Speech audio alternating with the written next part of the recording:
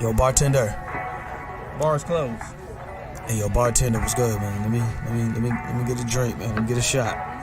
Hey, man, I know you just put up to the bar, but we closed. Come on, man. You gotta be able to give me a shot, man. Come on. You look like you need a drink, man, but I hate to tell you this, man. We about to close. So you need to tell me all these people out here, they got drinks and they got shots, but I can't get nothing. The bar closed that soon? Okay, man, I don't know what else to say. I got this shorty half my age at the crib, and I'm trying to get to it. But last call was 10 minutes ago. You know what? It's alright. Don't even worry about it. Don't worry about it. All right. Tell you what, I'm gonna get you one drink, cause it look like you need it. One drink? I can do one drink. I can do one drink, cause I really, yeah. Hey, man, anything, man. Look like you got a lot on your mind and you need a friend right now. Pour it on me. Ain't no last calls here. Bar Talk with Jay. All right, welcome to Bar Talk with Jay. Welcome. One of the things I want to brought to you by is Minecraft. This is one of the things I want to make sure you understand what it can do to change your life, just like it does with this show. I bring you some things, but I really want to bring you to the wholesomeness of understanding we have to change our mentalness in order if we can change our lives. So we can talk about it all day long, but do you really have the mental strength to understand how your mental works? Try Minecraft Central and you'll be able to find out. Because that's what we do here at Bar Talk with Jay.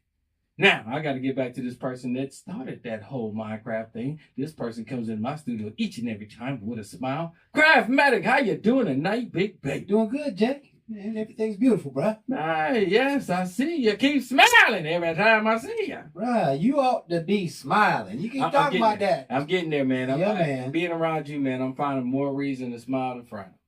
So I am proud of that. But, it takes consistency. And you consistently do it each and every time. And, I one time, I think I was a hater. I was like, why is he smiling so much?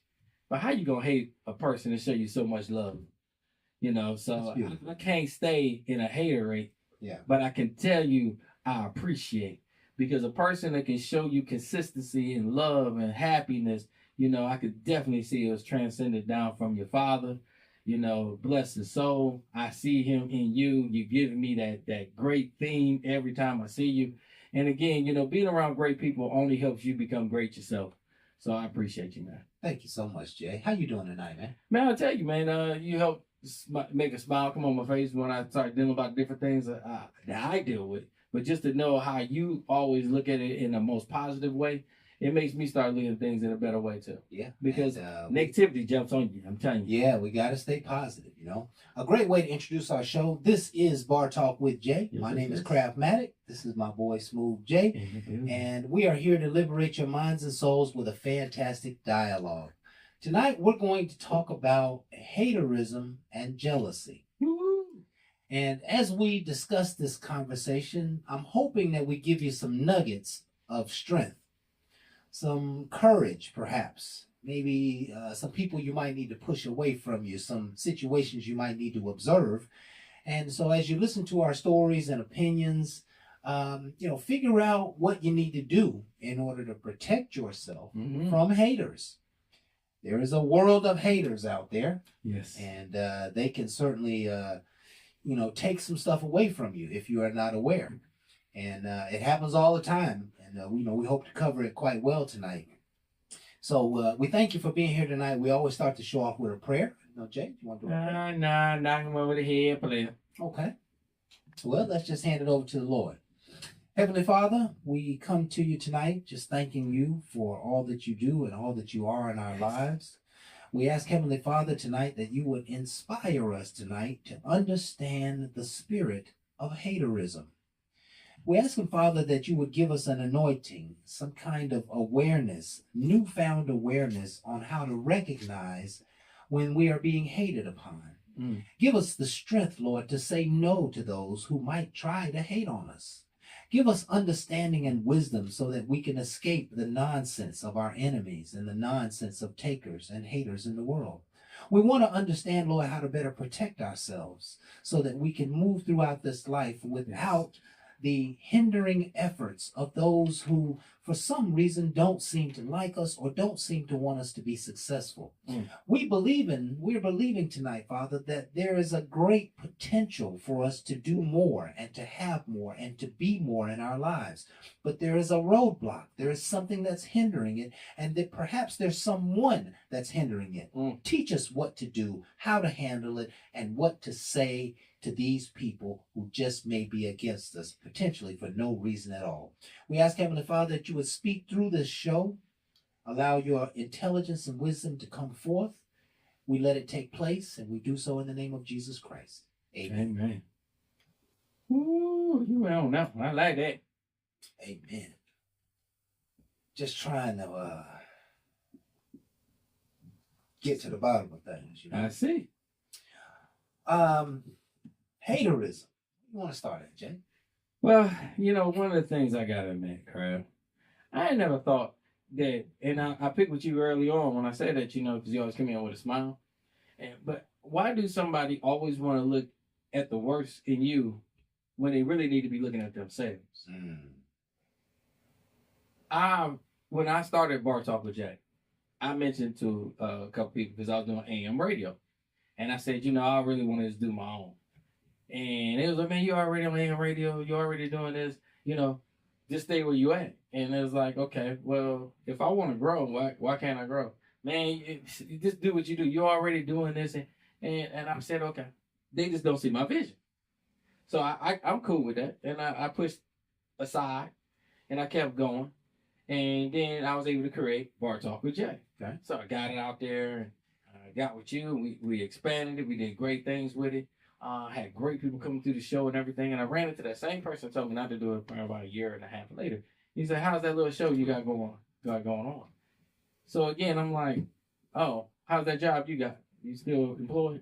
And he was like, oh, it's like that. And I was like, yeah, it's like that because, you know, you come in with that bull. Yeah. And it's like, no, and you still doing it, right? And I said, yeah, why wouldn't I be? Now, I just figured, you know, and anything else, it just drop off. I was like, well, just like half your relationship in your hair. It just seems to fall away all the time. So you got jokes, I want jokes too. But then you don't like my jokes because I'm not a hater. I never came at you, but you want to come for me. But, you know, you just taking it that way. No, I'm taking it how you giving it. You gave very negative vibes when you was coming before. And then you come back with the same things. And then you get offended when I call you out on it. And then you be like, yo, it really ain't like that. We really cool. No, we ain't. We're just going to stay at a distance. Because my whole thing is I'm not going to put nobody down to realize everybody ain't going to be for you. And you can't let everybody get next to you. Because the more you get them kind of negative people next to you, the less you're going to do. Right. They're going to talk you out of it. They're going to push their non-want-to-work ways on you. And then nothing get accomplished. Their lives are already ruined because they don't want to face their own. They don't want to face none of the things that they owned up to. Yeah. Things that they did. No, they rather talk about you. Because they don't know all about you, but they know you made mistakes, so they want to highlight that. And that's really the hater part I don't like. Yeah. Because all you doing is passing hurt on. I wasn't trying to hurt you. I wasn't coming for you. It wasn't necessary. But you do it for me all the time. And then it gets hard because when you out here and you're struggling, you got them little brain farts that happen from time to time. You're trying to find a clearer vision of what you want. And you got the negative person next to you telling you it might be a sign you just quitting. You know, why would you say that? Just because you get a writer's block or you get anything, why quitting got to be a part of my formula? I mean, because you doing all this other stuff that's doing good, don't worry about it. That don't really work for me. Right. I mean, that's not even in my spirit. But then I look at them and then I see how they run their life, how their relationship work, and all the things that they do. Okay, so now I see the makeup. The makeup is you don't finish anything. But now you want to push it off on me when you see I'm trying to accomplish something. You know, why not be motivated? No, you don't want to get motivated by what I do. You rather tear down. So I can be right there on the couch next to you. That's the hater that I really want us to focus on tonight, of knowing we don't want to be. Everybody's success ain't for me. My man Kraft, great brother, been rocking with me. His success is not my success. But we have successes together. We share things together. That's why there's no hate. You know, we care for each other. when we travel, we try to make sure each other is good. You know, is anything I need to do for you while you're here, while you're there? Because at that, you feel the love and then you feel inspired. Right. So then I can do these things and I feel encouraged and I feel like I'm back compared to somebody gonna stab me in the back. Everywhere I go, I feel like I'm tolerated. And I always want somebody to feel celebrated. I want somebody to come over here and be like, yo, what we doing? Because they amp, they hype. Anytime I say I'm going to do something, they want to come because they amped and hype. That right there is a blessing. A curse is toleration. Tolerating you because I don't like you. And you can't make everybody like you. So I get it. So I understand haters is needed, but they don't have to be next to me. Get off on the sideline. Don't stay in my clear vision because you're not part of where I'm going. But you might end up being a fan. If I can win you over, and if I can't, stay where you at and keep doing what you've been doing. Stay on somebody else's nerve, not mine, because that's all you ever want to be. And I don't want that for nobody. Right. I stayed stagnant for a long time. I don't think I was a hater, though. I was just stagnant. I just wanted to know what I wanted to do. Right. And then I found different motivation. Actually, what got me in the radio, the funniest thing is my ex-fiance. She had talked about it, and I was never really dreaming about it or anything. And we started some small things, as Jay knows. And the next thing I know, we started the Jay and Shay show. And we was on AM for like 2 years. So again, you never know how somebody can come in your life. And the reason why it got crazy, because she was my ex-fiance. When I was on the radio, we was not even together no more. Wasn't engaged or anything. So imagine that. Your ex-fiance talking to you, everybody coming to the studio, she got nothing but jealousy. Now, that person played the hater role for a little while. Nothing but jealousy for a minute. So it caused a lot of anxieties. You know, people staring at me. I got to hear her mouth later on like we still together and we're not. You know, why are you playing these roles? And, you know, because you know we going to get back together. No, we ain't. No, we ain't. No, that ain't going to ever happen. But she wasn't hating. She was just really jealous. And it grew to a point where, that's why I told you, in the last 2 years, after a while, I couldn't do it. Well, how would you define haterism? Haters. What is that word? A person that don't want to see you be successful. A person that see you strive and then really not agreeing with it. Wish it was them. Why is it you and not them? You know what I'm saying? They got just as much as you got. Why everybody want to go to you for Minecraft? Why you the person everybody want to listen to? Yeah, I got good advice. That's hater. Yeah, and what that leads, everything you just said there leads directly from haterism straight to jealousy. And that's a key factor. Because, you know, you may have more talent, you may have more aggressiveness, you may have more energy, you may have more gifts in that particular area.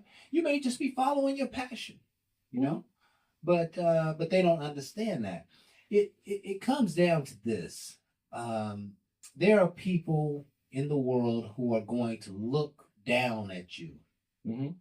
And oftentimes they're looking down at you because they see something in you that might be beyond them. They see something in you that's maybe a little more classy. Maybe you got a little more potential. Maybe you're a little smarter. Maybe you're a little stronger. Right. And so they don't like anybody who they have to look up at. They like to look down at you. And so they will look down at you and look down at your efforts. And we see that coming out through smart aleck comments. Oh, yes. We see that coming out when they don't support what you're doing. Mm-hmm. They don't want to show up for your event, for your show. Mm-hmm. They don't want to buy tickets from you. Nope. You know, I had a frat brother one time, and every year he used to send me a request to buy stuff from his son's events. Right, Mm-hmm. His son was selling popcorn and was selling cookies and candy, all kind of stuff, and so I would always support. Mm-hmm. And the one time that I needed support, He wasn't there. I didn't hear from him Hmm. at all.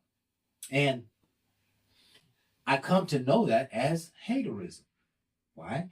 It's okay for me to reach out and do things for you, but you're not ever going to be willing to help me because you don't want to see me advance. And I just don't, I understand it mentally, but I don't understand it from the heart.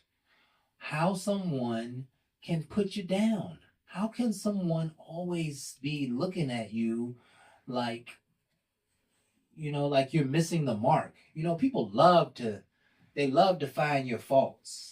They love to find what you do wrong. They want to talk about what you do wrong. They want to talk about what you didn't do right. They want to talk about your failures. And, they want to, maybe laugh at them or make fun at them, And I just don't understand that part of life. I have a heart that wants to see everyone succeed. Because I know that if you succeed, then I can succeed. Not because you're necessarily, somewhat better than me, but if you had a chance to do it, I have a chance to do it. And so I'm proud when you do it. I love to see people with new cars and new houses and taking trips and writing books and starting businesses and putting the kids through college. And I love to see all these celebrations of life that happen because people are doing well. If you buy a new car, if you buy a new house, if something successful happens in your house, that means you're working hard. Correct. Because nothing comes by osmosis. Nope. And I love to see people working hard toward their goals and toward their dreams in life, right? I got a feeling that more than average haters aren't doing anything. No. The people who are jealous of you are sitting on the sideline, hating on your gifts, your talent, your luck, your resources, whatever that happens to be. They're just sitting on the sideline. Yep. And you said something really powerful, Jay. It's obvious that they just don't see your vision sometimes. Correct. Even my mother asked me, many years ago, we were both in real estate industry, and she was kind of advanced. She was ahead of me. Mm-hmm. And not only was she doing real estate, but she was also a mortgage broker. Okay. And so I'm, had been in the business for maybe a year, and I'm talking about the idea that I wanted to go from owning my own real estate company to having my own real estate brokerage firm so I could manage all the real estate deals through my brokerage firm. Okay. And my mother said to me, she was like, well, how you going to do that? And I said, I'm gonna get my brokerage license. Right. I can do it like anybody else. Correct. I know a brother down the street who owns a brokerage firm. He said he's willing to train me. I get trained, and next thing you know, I can get certified, put a little money into it, and go on my own mortgage firm. Mm-hmm. But what I heard that day, I heard some haterism. I heard even in my mother's voice, and she didn't mean to, I hear you. But in my mother's voice, I heard, you can't do that. You ain't smart enough to do that. You ain't big enough to do that. You ain't got enough money to do that. You ain't got enough time to do that. You ain't smarter than me. You can't do better than me. And I had to immediately, and I got upset when she said that to me. I imagine you. Because what I said back to her, I said, man, I own my own firm. What you talking about? Right. I can do my own thing. And she just kind of like, oh, okay. Right. I hear it in you. And we didn't even address it no more. Right. But it will happen, and it will come at you from all different directions. These smart aleck comments about you messed up last time. Oh, you gonna try it again? You messed up last time, right? You're seeking love, and you're dating, and you're out trying to make things happen, and you tell somebody about it, and they were like, "Well, what happened to that other dude?" Right, girl, you done been through them this year. Do it, man. You be always all over the place. How you gonna find love and you looking 5 or 6 different places, right? People always got something to love. And here's the thing, that if you're seeking dating and you're seeking companionship, it's gonna take some failures. Yes, it will. It's gonna take some knocking people, off their totem pole. It's gonna take some moving on without people that everybody else know.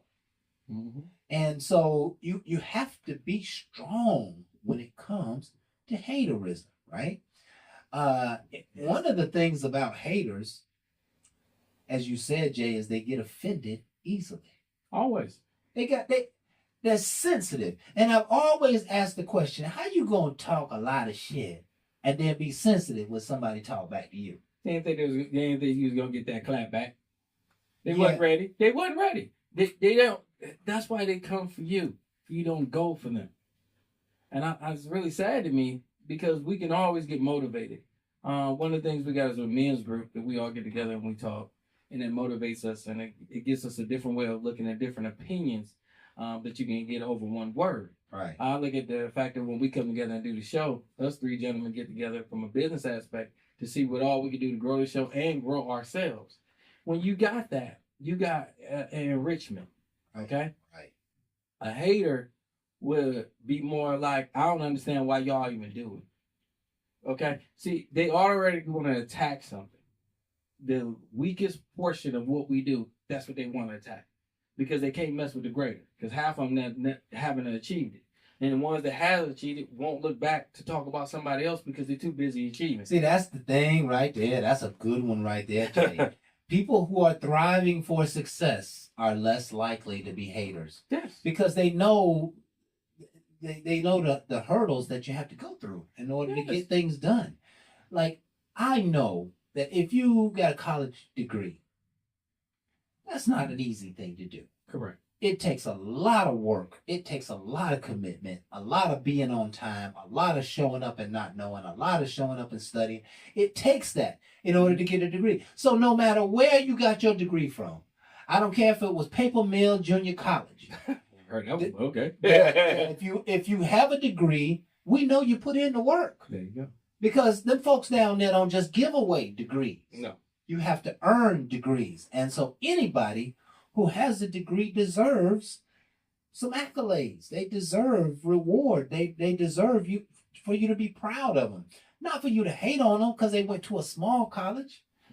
The small college and the big college producing the same degree, believe it or not. Okay. The same degree.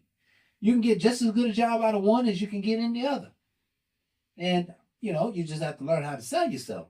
But I tell you, we also find one of the things that you can recognize in people who are haters is that they are small-minded.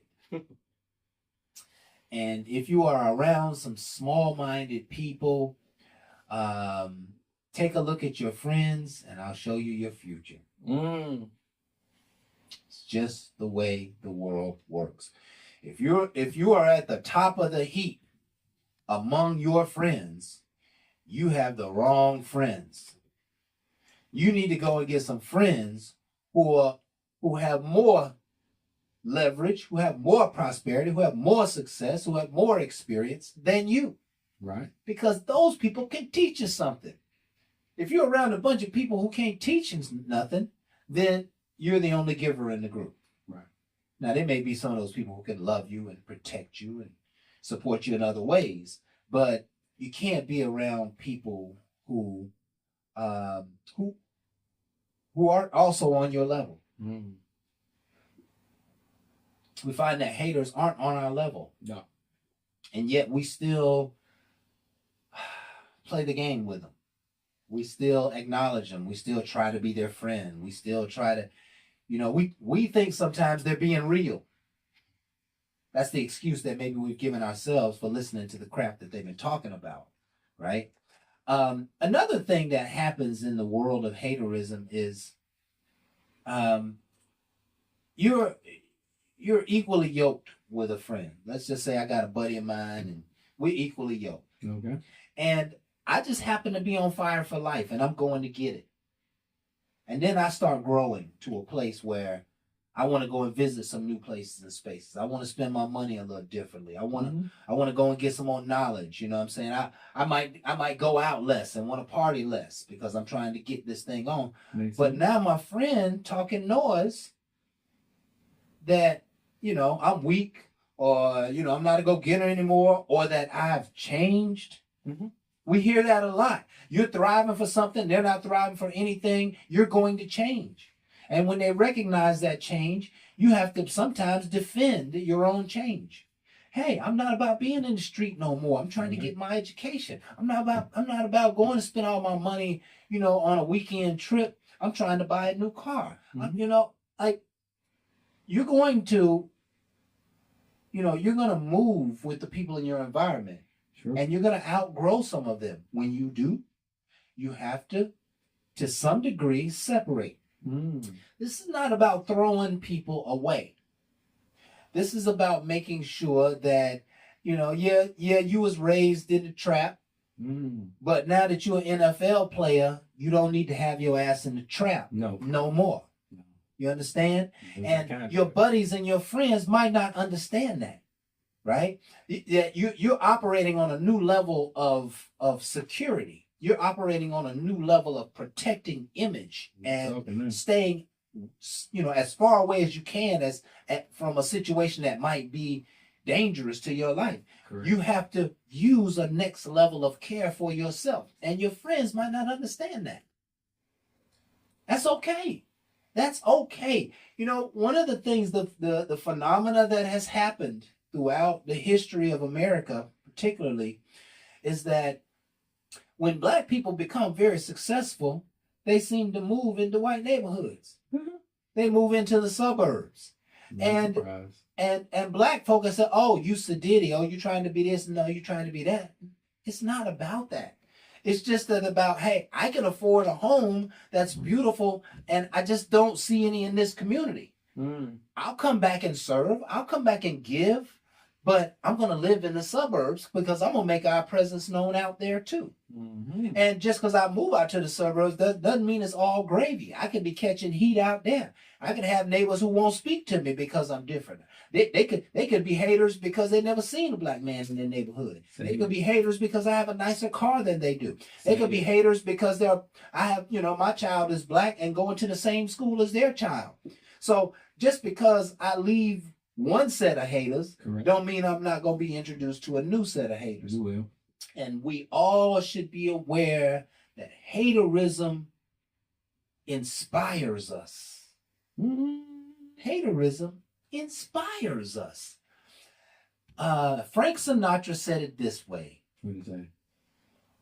The best way to get revenge is massive success. I believe that one. The best way to get revenge is massive success.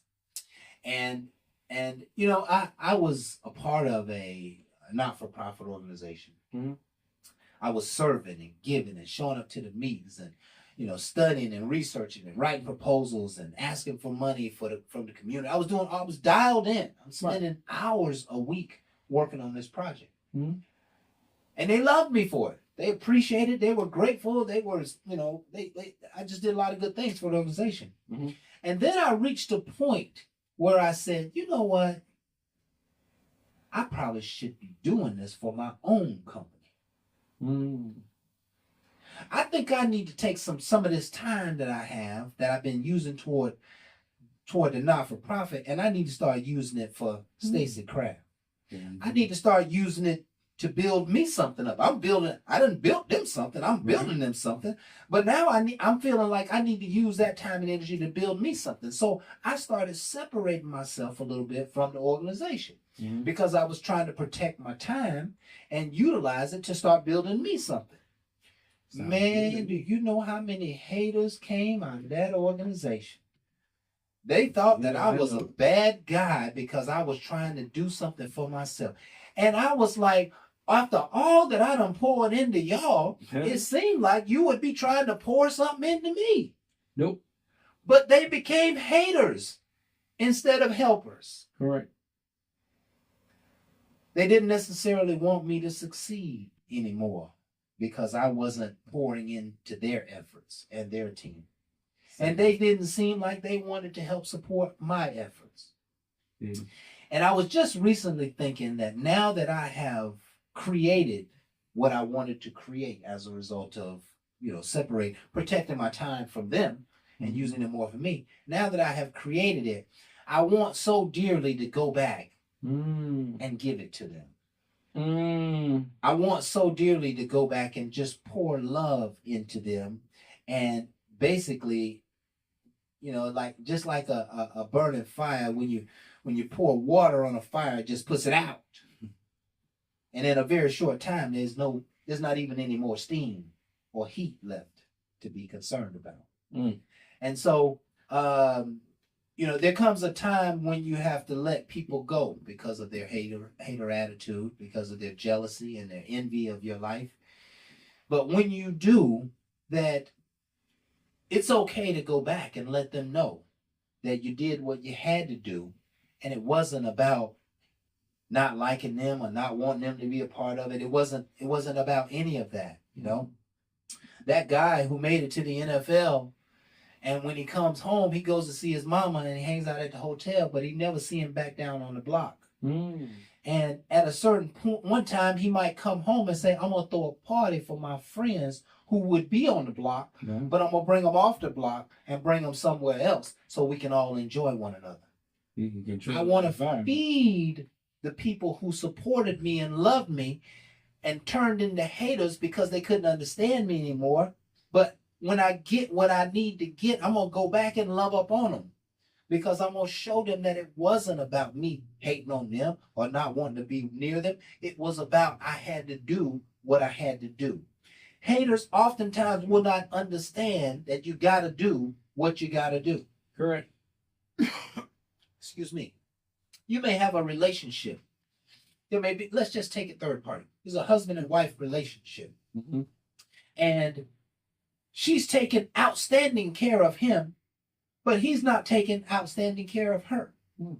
Matter of fact, she's caring for him, but he's not really caring for her at all. Mm. One day, she gets her shit together. One day, she says, you know what? I've been spending all this time and all this effort and all this energy on you, and you don't even appreciate it. I'm going to start taking care of myself. Mm. I'm going to start doing what I need to do. And that might even lead to her leaving him. It could. But honey, please don't go. You take such good care of me. Please don't go. You help me out so much. What am I going to do without you? Mm. All of a sudden, he starts to hate on her because he's going to miss out on the benefits that she used to bring to the table. Ain't nothing wrong with that. None at all, because one of the things I could tell you is when you even described it, it makes me go back to some of the things I was thinking about. Because you can't always motivate, but I will tell you some of the things I think about is like going back home. There are certain places I'm not going to try to go. It could be dangerous. And no matter what they think. Yeah, because their mindset is going to be their mindset. And then to them, you know, I don't like your success, so now I'm more angry. Right. And I will willing to do something to you just because of that. And that's the saddest thing to me, because again, I'm not trying to be boastful or put anybody down. Right. I really feel like nothing happened to you that couldn't happen to me. Right. I've been on my ups and downs through this whole journey through life. God has stayed with me, and I've been blessed. Yeah. But I cannot talk about no one else. No one. It is not for me to do. And that's why I don't like the hater portion of it, because you shouldn't have to ever hate. You know, you just don't have a clear understanding, nor do you want to. Right. You're just too busy wanting to wallow in your own pity and your own hurt. And let me tell you, excuse me, haterism can come from some of the closest people to you. Yeah. If you've lived a little life and you've achieved a few things in life, you've been able to see how your family will treat you in certain situations, right? And now that you got money, they have an entitlement attitude that you ought to spend it on them. I think that goes in the spirit of hating. I do too, Right. because again, why would I just spend it more on you just because you don't want to do it? Knowing you watch me sacrifice. Knowing you watch me go through the fire. You know, you watch me go through the pain. You watch me try to, go through law school and be broke. And you came to visit me while I was in college and I couldn't even afford a meal for the weekend. I ain't have nothing but ramen. You saw me going through the fire. You saw me you saw me hurt. You saw me in pain. You saw me going through it. But yet, now you have that entitlement attitude. And I'm supposed to do this for you. I'm supposed to do that for you. Now that I mention it, we are all familiar with haterism that comes through requests for favors. No, you didn't. There are people who think that you're supposed to be able to support them when they want you to support them. And when they need money, they think you ought to give it to them. When they think need a I'm ride, they think you ought to give it to them. They think I'm an ATM. When they need something, they think you ought to help them. And to be honest with you, when you don't help them, sometimes they become haters. They talk about you behind your back because you didn't help them. I've been there for them all this year, but they don't know you got other obligations, you got other commitments, you got other things that you're responsible for. And they think you got it. And so you don't give it to them. Now they hate on you. Oh, yeah. I remember my father. My father had 3 brothers, and they was fabulous men. It was a very loving family I had. But my father was always a breadwinner. He was the most successful. He had a good job, and he had a good head on his shoulders, manage his money and take care of his household, etc. And so his brothers, kind of came along in the hard way. They thought because my dad we had 3 cars in the family and only 2 drivers. I wasn't driving yet. Oh, okay. My mom and dad drive, and then my dad had his 3rd car, Right. which was the Cadillac Seville. And so, Nice car.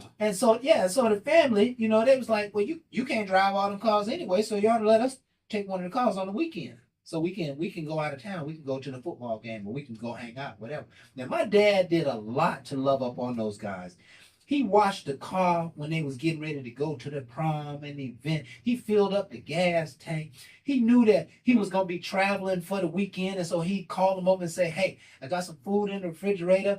I'm going to let you borrow the car for the weekend. Just look out for the house, take care of it. I know you're going to be traveling this week. I'm going to put a little money in your pocket. My dad loved up on them, and they loved him back. But there were many occasions where he was like, nah, you can't borrow the car this week. You borrowed the car last weekend. You brought it back dirty, and you brought it back on E. And so you can't borrow my car this week. Yeah. I don't think you appreciate what I did for Thank you. you. Right? Set boundaries. But you know what? You come over here when you need something, but when I need something, I can't never find you. Come on. And we just moved and spent 3 full days moving, and I ain't seen you. No help. And you've been 4 blocks away. You could have came by and helped me. You could have came and pitched. You could have brought me a fresh Gatorade or cold water. But you don't do nothing but pop off at the mob. You don't do nothing but want. You don't do nothing but take. It happens among us all. The point here, and I think this is the major point for the show, is that haterism is real. Yes. You don't have to earn it. You don't have to do something for it to come at you. You don't have to, there's nothing in particular that has to take place before you get hated on. Just know that it's real energy in the world. Protect yourself from it. Politic against it. True. Sometimes you make sacrifices to maintain relationships. That's okay.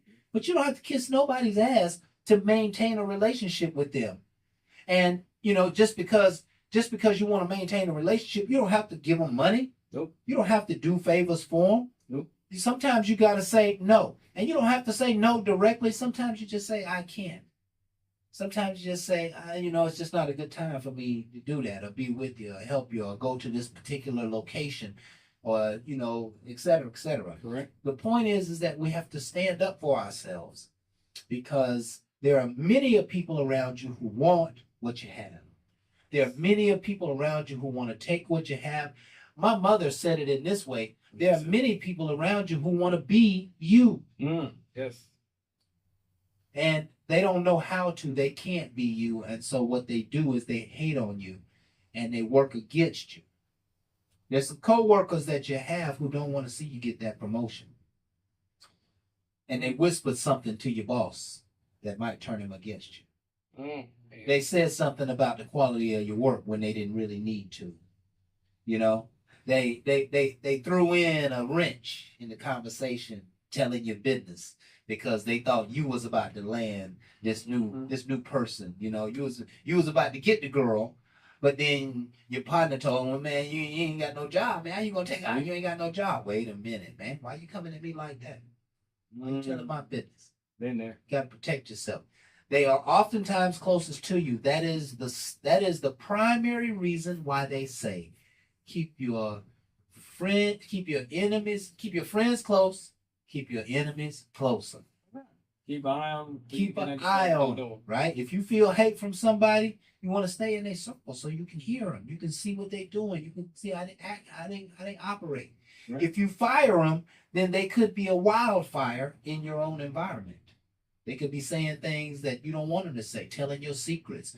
You know, you knew that you wasn't sick last Friday when you took off, but you went down to take care of your grandma, but you had took too much time off, and so you couldn't tell your boss that. Mm-hmm. But your friend knew about that. Next thing you went and sideswiped and told Yep. somebody. All right. So it's real. It happens in the world. Protect yourself. There are jealous people in the world. We don't understand it. You will never understand it. If you want good for others, if you like to see people being successful, if you like to see people going hard in their life, you're not going to understand haters. But you got to force yourself into a place where you can always be able to protect yourself. Mm-hmm. Protecting yourself is I the agree. key component to dealing with haters. I got a feeling that haters are very sad inside. I got a feeling that they're not willing to admit that they're not as good as you. They may not be as strong as you. They may not be as fast as you. They may not be as good money manager. They may not be as talented as you are, and they won't admit it. And you don't need them to admit it, but that's the reason why they want to mistreat you, because misery loves company. They're in misery. They want you to be in misery, and you need to protect yourself from that, because sometimes, as the Lord say, they know not what they do. Mm. And so, I don't know. Anything else on that, Jay? No, I just love that statement. They do not know what they do, because a lot of haters don't even see that part of them. You know, they just know that they're hurt, They know and that they're just casting it off, and they ain't even seeing the hurt that they cast right. until sometimes they start realizing the things that they do. So I'm hoping the show is therapeutic, where somebody can really hear that we're not just trying to talk about you. Our whole thing is that we can come together in the community and really help each other instead of hate on each other. It's not about a pull down. It's not a crabs in a bucket. Crabs should never be in a bucket. They march together. We need to be walking together and quit pulling on each other, pulling down. We can help each other, okay? Yes. Because if you really look at them, they're trying to help each other out because they should have never been put in. Right. Quit letting somebody put you in a place that you shouldn't be. There you go. And I think that's a great way to close out our show. This has been Bar Talk with Jay. My name is Crabmatic. This is my boy Smooth Jay. It's in the building. And we want to thank you folks for being here with us tonight. We hope you have enjoyed the show. We're here every Thursday from 7 to 8 Facebook Live. We have hundreds of shows on some of the most interesting topics under the sun.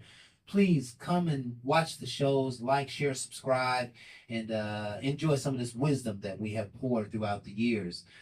Never forget, folks, that we love you. We appreciate you. Yes. And with that, we are out. Ain't no last calls here. Bart.